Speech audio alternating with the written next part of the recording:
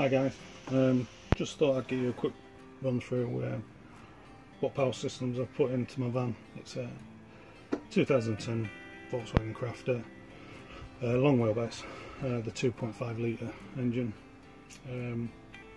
First time fitting AGM, never used them before, but everyone seems to be going AGM, lithium if you can afford it. But anyway, but yeah, what I've done, 100 amp hours each, so 200 in total. I've got 140 amp VSR, Volkswagen relay, a 20 amp MPPT charge controller. I've got 235 watt solar panel on the roof, just the one. Kind of saved me quite well, but I would like to upgrade it at some time. But yeah, what we've got the main starting battery under the passenger side here in the UK. From there I've taken a 170 amp cable up into this isolator. There is a 100 amp fuse next to the starting battery, just in case there's anything that goes wrong. So yeah, 170 amp cable comes up into here, into the isolator, into the VSR. Then from there, 170 amp cable up into the first battery. So yeah, we terminate it here, wired in parallel. I've got a chassis ground coming in this way. This is how you need to do it. If you wire them up this way, you always start at one battery and you leave your last battery. Yeah, again, another 170 amp cable. I always match them. I believe that's the right way to do it. I'm no expert. But from here, we go down, and in the B pillar, there's like a seatbelt mount screw that's actually welded into the frame of the van. So what I've done, I've ground that back and connected the chassis ground to there. Seems to be fine. So yeah, that's sort of covered. Then we come off here, we've got two 80 amp cables. Because in the van, what I've done, I've got two fuse boxes. So the 80 amp cables come off, they're both fused with 50 amp fuse. And then one of the 80 amp cables comes up into this fuse box.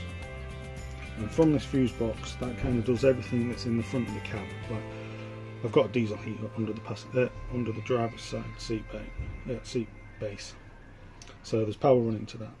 I'm putting extra cigarette lighters in the front. Even though this vehicle comes with two as standard, everything's going USB, so we need more.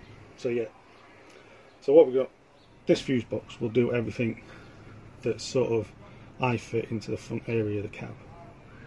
Then another 80 amp cable that's taken off there runs to the back of the vehicle. Yeah, again, it's fused just before it goes into the box with another 50 amp fuse. So it's kind of fused both ends. Because we're running some distance and there could be chafing. I've tongue and grooved this vehicle now.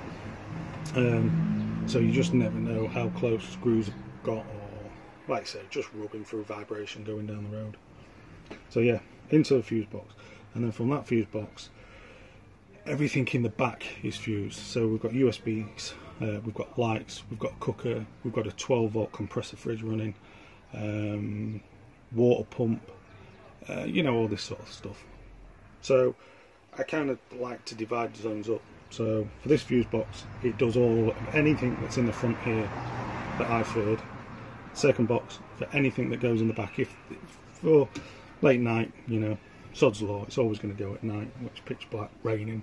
But anyway, if the water pump don't work, I know where to go to have a look, to check the fuse, because that's what I always do, check the fuses first and then take it from there.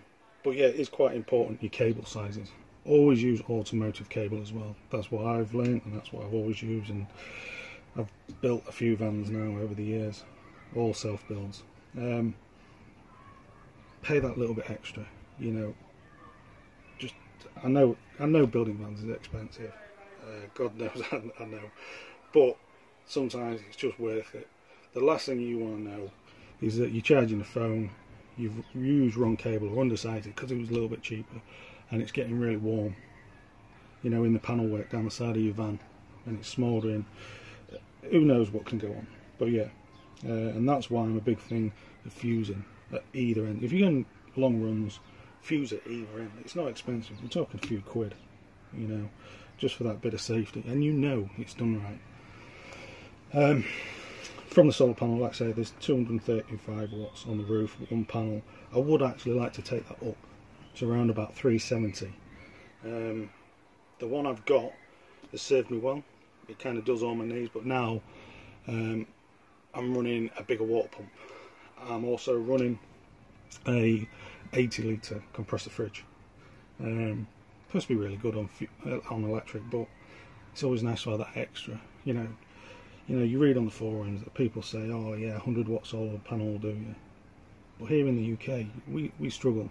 We really do struggle. And especially, you know, people say, oh, I only want to charge a mobile phone and run some LED lights. But 9 times out of 10, they start off doing that. But then they want to run a 500 watt inverter because they've got a TV and they want a game station in there.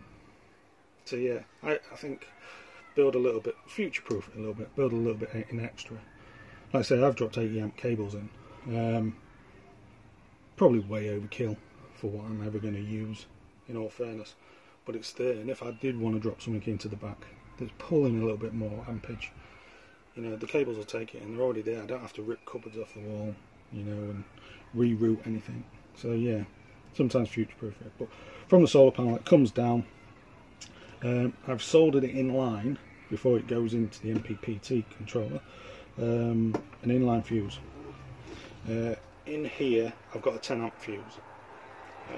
People might say you need a big fuse, but that's been in there. This cell's been in here for about 2 weeks now. Hasn't really done a lot of camping as of yet. It's February, it's not the best time to disappear in a van.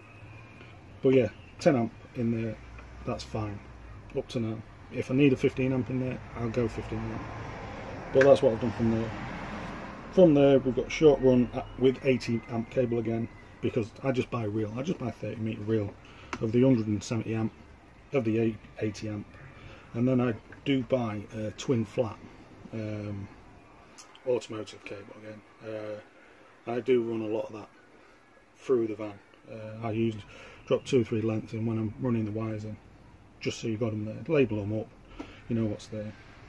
But yeah, we're coming from 80 amp from the MPPT into the first battery yet again. So yeah, this is kind of what I've done. Oh, what I did mention as well, these smart relays. When you have a solar panel, the common thing is once these are full, this will switch back over, and then it will start back feeding your starter battery, which I don't know, it seems to be not a good thing. I could be completely wrong, but that's why, well, one of the reasons I fitted an inline isolator, so you can switch this off. So if you need to do any work, it's not coming through back to the starting battery, so you kill it there. And also there's a little earth wire that you have to use on these. They're really simple, there's loads of videos, but yeah, from there I just run it into a switch that's in the plastic panel of these seat bases, and I'll switch that, and it kills the switches. But I have noticed that it still backfeeds, so I'll just switch it off. Like I say, we're not having any trouble at the minute because the weather isn't great. But yeah, that's just a quick insight of what I've done. It may help somebody. I'm not saying this is right and this is what you should do. Yet again, I'm no expert, but it seems to be working. And I've done stuff with batteries like this before, linking them up and running different stuff, and never had any trouble. So yeah, hopefully this video might help somebody down the road. But please don't take what I've done as gospel. I'm not an auto electrician, I'm not qualified in this sort of stuff. This is just what I've done through watching videos and reading stuff on the internet. But yeah, hopefully Anyway, have a great day. Cheers.